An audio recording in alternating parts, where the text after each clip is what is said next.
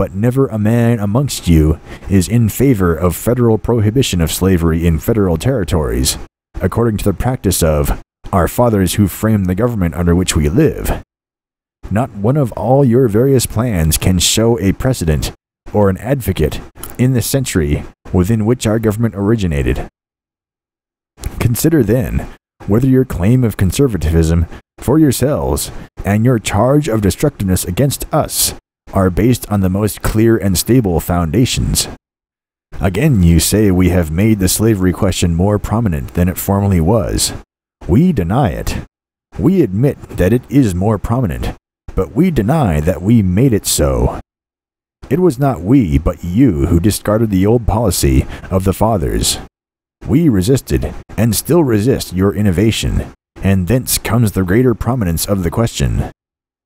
Would you have that question reduced to its former proportions? Go back to that old policy. What has been, will be again, under the same conditions. If you would have the peace of the old times, readopt the precepts and policy of the old times. You charge that we stir up insurrections among your slaves. We deny it. And what is your proof? Harper's Ferry. John Brown. John Brown was no Republican, and you have failed to implicate a single Republican in his Harper's Ferry enterprise. If any member of our party is guilty in that matter, you know it or you do not know it. If you do know it, you are inexcusable for not designating the man and proving the fact. If you do not know it, you are inexcusable for asserting it, and especially for persisting in the assertion after you have tried and failed to make the proof. You need to be told that persisting in a charge which one does not know to be true is simply malicious slander. Some of you admit that no Republican designedly aided or encouraged the Harper's Ferry affair, but still insist that our doctrines and declarations necessarily led to such results. We do not believe it. We know we hold to no doctrine and make no declaration which were not held to and made by our fathers who framed the government under which we live. You never dealt fairly by us in relation to this affair. When it occurred, some important state elections were near at hand, and you were in evident glee with the belief that, by charging the blame upon us, you could get an advantage of us in these elections. The elections came, and your expectations were not quite fulfilled. Every Republican man knew that, as to himself at least, your charge was a slander, and he was not much inclined by it to cast his vote in your favor. Republican doctrines and declarations are accompanied with a continual protest against any interference whatever with your slaves, or with you about your slaves. Surely this does not encourage them to revolt. True, we do, in common with our fathers who framed the government under which we live, declare our belief that slavery is wrong, but the slaves do not hear us declare even this. For anything we say or do, the slaves would scarcely know there is a Republican Party. I believe they would not, in fact, generally know it, but for your misrepresentations of us in their hearing. In your political contest among yourselves, each faction charges the other with sympathy with black republicanism, and then, to give point to the charge, defines black republicanism to simply be insurrection, blood and thunder among the slaves. Slave insurrections are no more common now than they were before the Republican Party was organized. What induced the Southampton insurrection 28 years ago, in which at least 3 times as many lives were lost as at Harper's Ferry? You can scarcely stretch your very elastic fancy to the Constitution that Southampton was got up by black republicanism. In the present state of things in the United States, I do not think a general, or even a very extensive slave insurrection is possible. The indispensable concert of action cannot be attained. The slaves have no means of rapid communication, nor can incendiary freemen, black or white, supply it. The explosive materials are everywhere in parcels, but there neither are nor can be supplied the indispensable connecting trains. Much is said by Southern people about the affection of slaves for their masters and mistresses, and a part of it, at least, is true. A plot for an uprising could scarcely be devised and communicated to 20 individuals before some one of them, to save the life of a favorite master or mistress, would divulge it. This is the rule, and the slave revolution in Haiti was not an exception to it, but a case occurring under peculiar circumstances. The gunpowder plot of British history, though not connected with slaves, was more in point. In that case, only about 20 were admitted to the secret, and yet one of them, in his anxiety to save a friend, betrayed the plot to that friend, and by consequence averted the calamity. Occasional poisonings from the kitchen, and open or stealthy assassinations in the field, and local revolts extending to a score or so, will continue to occur as the natural results of slavery. But no general insurrection of slaves, as I think, can happen in this country for a long time.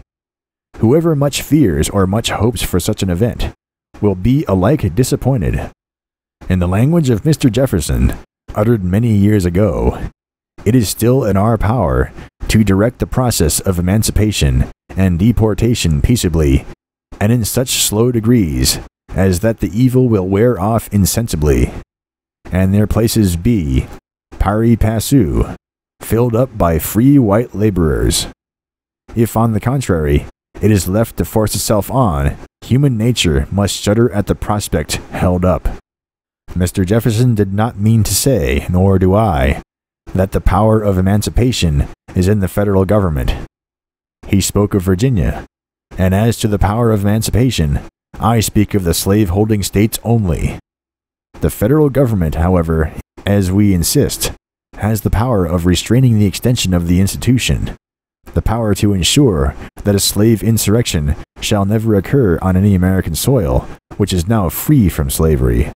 John Brown's effort was peculiar. It was not a slave insurrection, it was an attempt by white men to get up a revolt among slaves, in which the slaves refused to participate.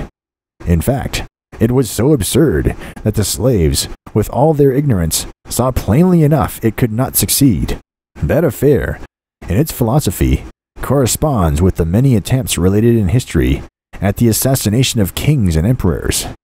An enthusiast broods over the oppression of a people till he fancies himself commissioned by heaven to liberate them. He ventures the attempt, which ends in little else than his own execution.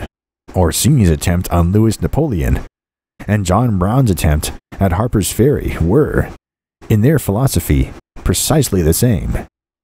The eagerness to cast blame on Old England in the one case, and on New England in the other, does not disprove the sameness of the two things. And how much would it avail you, if you could, by the use of John Brown, Helper's Book, and the like, break up the Republican organization? Human action can be modified to some extent, but human nature cannot be changed. There is a judgment and a feeling against slavery in this nation which cast at least 1.5 million votes. You cannot destroy that judgment and feeling, that sentiment, by breaking up the political organization which rallies around it. You can scarcely scatter and disperse an army which has been formed into order in the face of your heaviest fire. But if you could, how much would you gain by forcing the sentiment which created it out of the peaceful channel of the ballot box into some other channel? What would that other channel probably be? Would the number of John Browns be lessened or enlarged by the operation? But you will break up the Union rather than submit to a denial of your constitutional rights. That has a somewhat reckless sound, but it would be palliated, if not fully justified, were we proposing, by the mere force of numbers, to deprive you of some right, plainly written down in the Constitution. But we are proposing no such thing. When you make these declarations, you have a specific and well understood allusion to the assumed constitutional right of yours to take slaves into the federal territories and to hold them there as property. But no such right is specifically written in the Constitution. That instrument is literally silent about any such right. We, on the contrary, deny that such a right has any existence in the Constitution, even by implication. Your purpose, then, plainly stated, is that you will destroy the government unless you be allowed to construe and enforce the Constitution as you please, on all points in dispute between you and us. You will rule or ruin in all events. This, plainly stated, is your language. Perhaps you will say the Supreme Court has decided the disputed constitutional question in your favor. Not quite so. But waiving the lawyer's distinction between dictum and decision, the court have decided the question for you in a sort of way. The court has substantially said, it is your constitutional right to take slaves into the federal territories, and to hold them there as property. When I say the decision was made in a sort of way, I mean it was made in a divided court, by a bare majority of the judges, and they not quite agreeing with one another in the reasons for making it. That it is so made as that its avowed supporters disagree with one another about its meaning, and that it was mainly based on a mistaken statement of fact, the statement in the opinion that the right of property in a slave is distinctly and expressly affirmed in the Constitution.